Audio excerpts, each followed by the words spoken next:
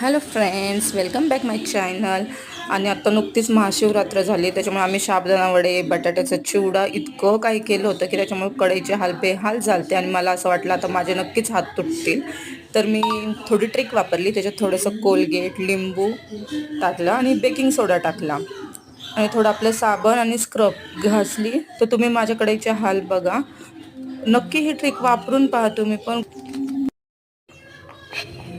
खूप इझिली कढई रिमूव्ह होऊन जाईल. इतकं छान त्याचा रिझल्ट आहे ना, तुम्हाला दिसेलच तो शेवटी.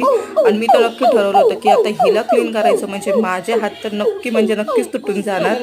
मला त्या कढईची अवस्था बघूनच असं वाटलं की बापरे, आता हे कधी निघायचं आणि कधी असं व्हायचं.